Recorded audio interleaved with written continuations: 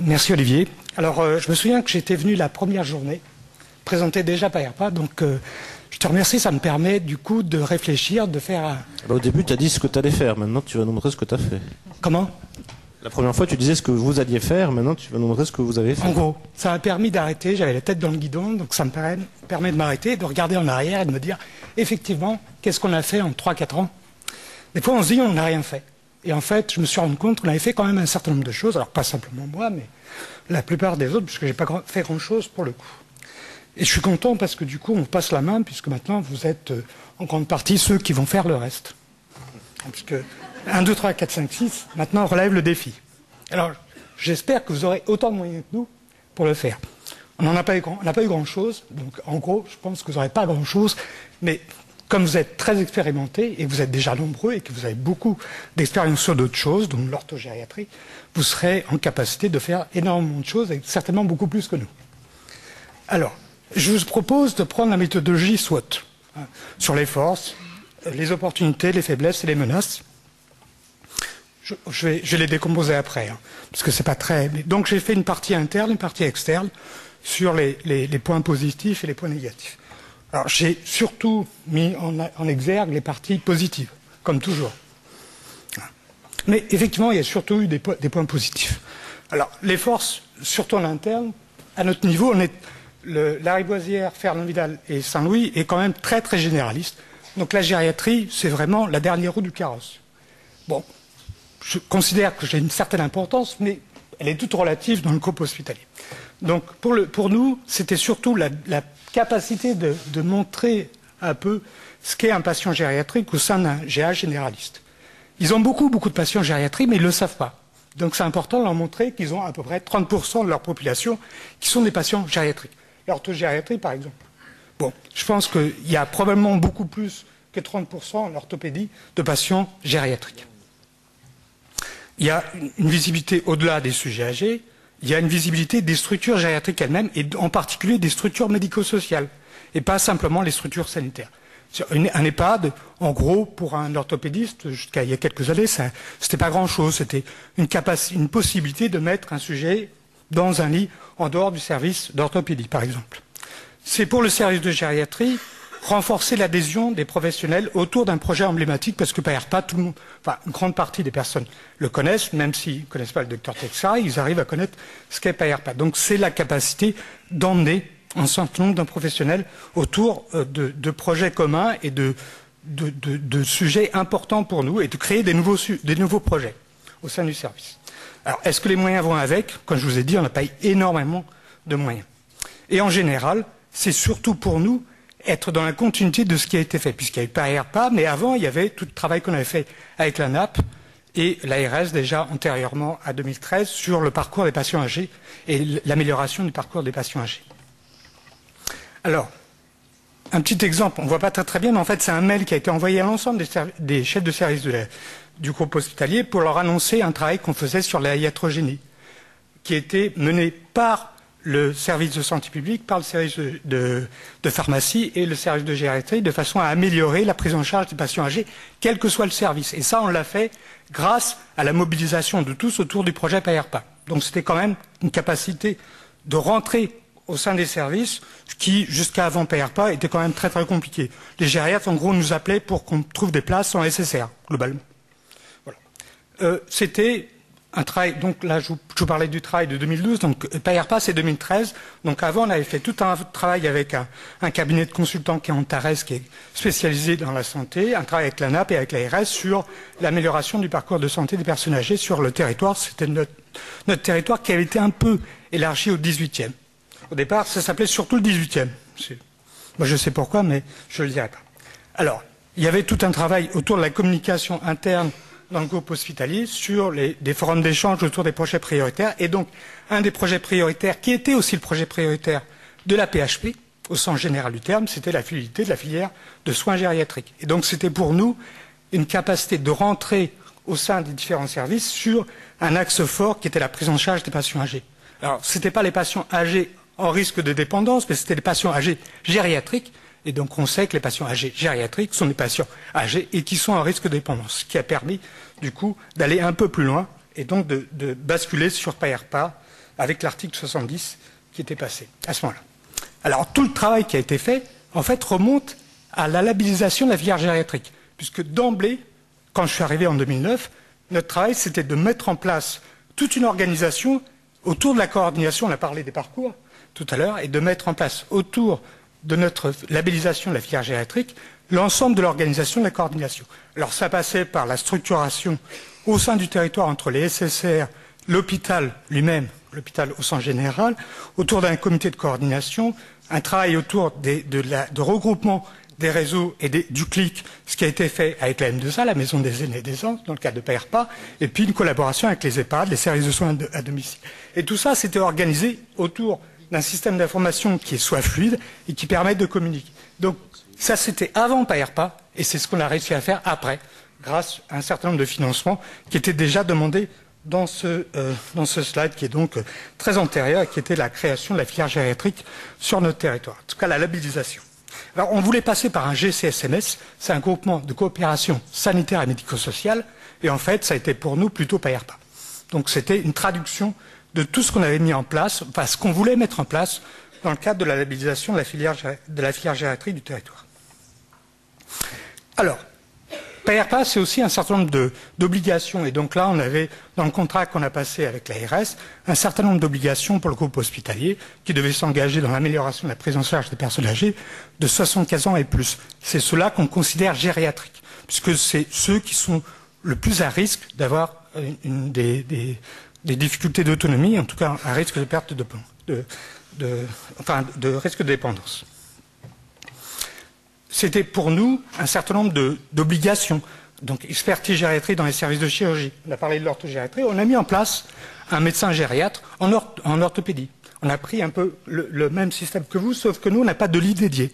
On a simplement le passage d'un gériatre qui a été financé dans le cadre de PRPA avec un temps plein, un PHC. Et puis, on a mis en place, c'est en cours, donc ça va sortir là, une plateforme interopérable qui permet de communiquer entre l'hôpital, tous les services qui prennent en charge les patients âgés. Donc, ce n'est pas simplement la gériatrie, c'est surtout pas que la gériatrie. C'est la cardiologie, c'est l'orthopédie, c'est l'hématologie, puisque ça concerne aussi Saint-Louis. Et les professionnels de ville, donc qu'ils puissent se loguer sur notre système d'information, éventuellement de mettre des informations eux-mêmes sur leurs patients. Et donc, tout le problème est de définir quels sont les droits, comment on va pouvoir se loguer, comment on va être sûr qu'un professionnel de ville, médical, puisqu'il faut qu'on ait un contrôle fort de l'identité, peut pouvoir se loguer sur le système d'information qui sera ouvert globalement, pas à tout vent, mais ouvert à l'extérieur. Donc ça, normalement, ça devrait être monté d'ici la fin de l'année. On a déjà une plateforme qui est quasiment finie et devrait être opérationnelle d'ici la fin de l'année. Alors, les opportunités externes, c'était améliorer les connaissances des différentes structures de prise en charge des patients âgés. Alors, je vous ai dit, les chirurgiens orthopédistes ne savent pas exactement ce que c'est qu'un EHPAD. Donc, c'est aussi apporter une information à ces professionnels qui ne sont pas des professionnels spécialistes. Alors, il y a des hématologues qui deviennent gériatres, mais ils ne sont quand même pas légion. Hein. Ils prennent en charge des patients âgés. La LLC, c'est quand même quelque chose qui concerne des patients de plus de 60 ans en général, mais bon, ils ne sont pas très envie qu'on les appelle gériatres. C'est aussi connaître des nouveaux métiers, tels que les gestionnaires de cas, et puis tout ce qui tourne autour des Mayas. La proposition de nouvelles organisations, des offres de soins alternatives, et ce qu'on a fait dans le cadre de PRPA avec l'hébergement temporaire, qui est un peu un hébergement temporaire light, on va dire. Et puis un certain nombre de nouveaux outils. Alors, je vous ai parlé de la plateforme d'interopérabilité, mais pour les professionnels hors médecin, il y a l'ISA, qui est un outil qui a été mis en place par l'ARS. Voilà. Donc il y a un certain nombre de choses qui peuvent être aussi des opportunités. Alors, en termes d'opportunités, il y a eu la communication qui a été faite à l'extérieur avec le lancement, là c'était l'affiche du lancement de l'expérimentation PRPA sur le territoire. Il y a la cartographie donc ça, en fait, c'est un slide qui correspond à un travail qu'on avait fait antérieurement, qui était le travail avec le NAP. Et donc c'était la cartographie, ça a été un peu plus défini, plus profondément défini par l'ARS après, avec un certain nombre de géographes et un certain nombre de professionnels qui ont été amenés à donner des informations plus fines sur l'état à la fois des ressources et le contexte épidémiologique. Alors par exemple le Nord, c'est une zone qui est très peu âgée. il y a à peu près 7 à 8% de la population qui a plus de 75 ans. On est surtout sur des problématiques de sujets jeunes et avec des précarités sociales. Voilà. Et donc c'est important aussi de savoir quel est le territoire qu'on prend en charge. Parce qu'on ne va pas développer les mêmes offres de soins sur un territoire très jeune. Le 16e, ce n'est pas le même problème.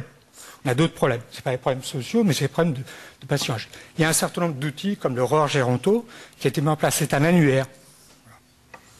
Alors, le PAERPA a permis d'améliorer la communication et la présentation de ces différents outils qui maintenant vont être utilisés par d'autres. Alors, je vous ai parlé de la cartographie. Il y a un certain nombre d'éléments qui nous ont été déclinés d'emblée. Initialement, ça date de 2014, donc c'est dès le début de PAERPA, avec tout ce qui est en termes démographiques, en termes sociaux, quelles sont les caractéristiques de la population, territoire par territoire, comparé au reste de Paris et à la France. Alors, on a parlé de l'hébergement temporaire, je reviendrai juste après. C'est une particularité, c'était en fait un hébergement temporaire pour faciliter la sortie des patients qui étaient dans les services d'aigus. Et donc c'était la possibilité, non pas qu'ils rentrent chez eux directement, mais éventuellement qu'ils aillent une trentaine de jours, le temps de faire un aménagement du domicile, le temps de retrouver un certain nombre de professionnels et d'amener l'ensemble de la famille à considérer que le retour était quelque chose de possible, par exemple. Et puis il y a eu aussi Prado PAERPA. Je pense que vous savez tous qu'il y a un Prado cardio, il y a un Prado femme enceinte, enfin naissance, il y a un certain nombre de Prado, et il y avait un Prado PAERPA particulier qui a été monté en particulier sur Paris, avec des critères d'inclusion pour essayer d'améliorer le retour à domicile par le biais de l'assurance maladie et des professionnels de l'assurance maladie. Avec des protocoles particuliers, des critères d'inclusion et des définitions quant aux personnes qui pouvaient être accueillies dans l'hébergement temporaire. Alors l'intérêt de l'hébergement temporaire, c'est qu'il était payé par l'assurance maladie et non pas par les familles. Donc on avait droit à aller une trentaine de jours dans une structure qui est une structure d'EHPAD, payée, plutôt que de payer la partie aiguë, on préfère payer, c'est quand même moins cher de payer un EHPAD, de façon à ce que les personnes soient plus en sécurité et qu'on ait plus de temps pour monter l'ensemble des organisations qui permettraient, in fine, qu'ils puissent rentrer à domicile. Alors, il y a un certain nombre de communications, dont la fameuse maison des aînés des aidants. C'est l'équivalent d'une Maya, mais avec un médecin en plus. Il y a un directeur médical qui intervient et qui va venir aider sur le plan médical à avoir une organisation, une coordination qui ne soit pas simplement médico-sociale, mais qui soit médicale et médico-sociale.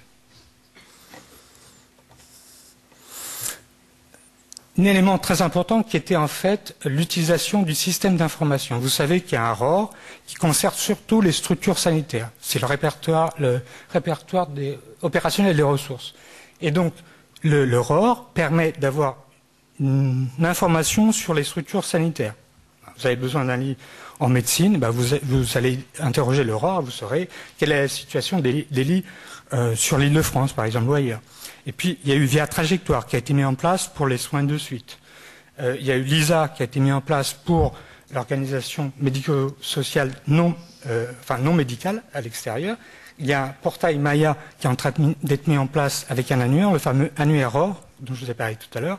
Et on a essayé de coordonner l'ensemble de cette information de façon à ce qu'il y ait une convergence des outils pour les patients âgés. Alors, Via Trajectoire, en plus, a évolué pour l'utilisation pour les EHPAD et les soins longue durée. Donc, il y a un aspect médico-social qui a été inclus grâce à ce travail de PAERPA. Initialement, Via Trajectoire ne concernait que la partie sanitaire, le soin de suite, et donc on a étendu à l'EHPAD et aux soins longue durée grâce à PAERPA. Alors, les faiblesses.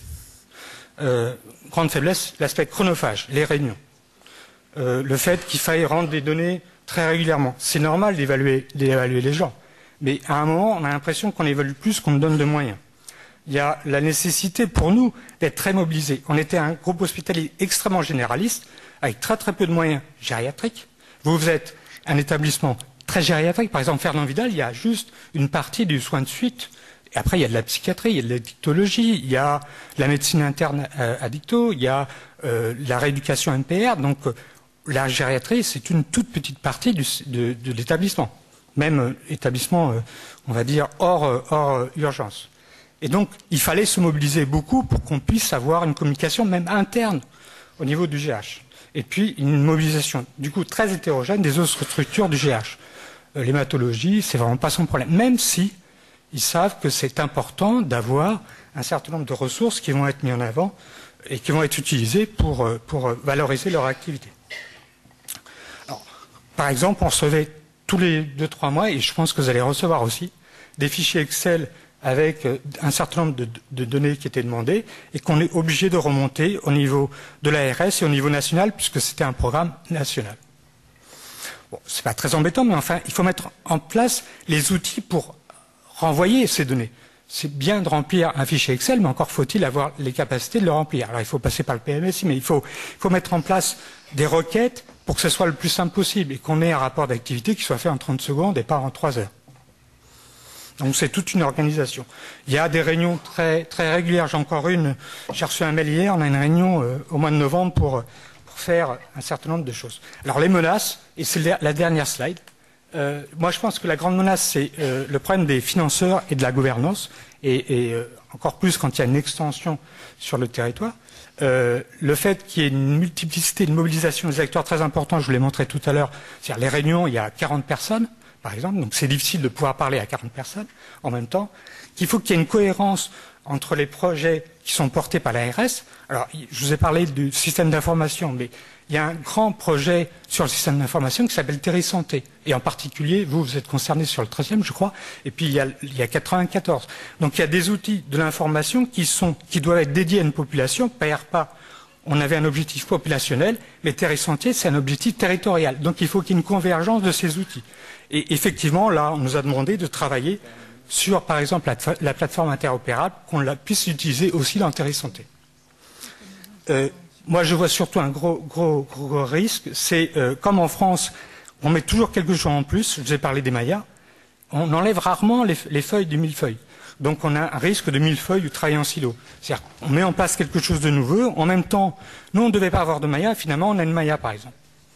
On a la M2A qui est devenue une Maya, avec toutes les prérogatives de la Maya et les moyens qui vont avec. Et puis, surtout, je pense qu'il y a un problème de temps. Le temps vécu au niveau de l'hôpital et le temps vécu dans les structures médico-sociales n'est pas tout à fait le même. Voilà. Et puis surtout, il y a un risque d'épuisement des professionnels et un risque de démobilisation. Voilà. Je vous remercie beaucoup et je suis prêt à répondre aux questions. Merci pour votre attention.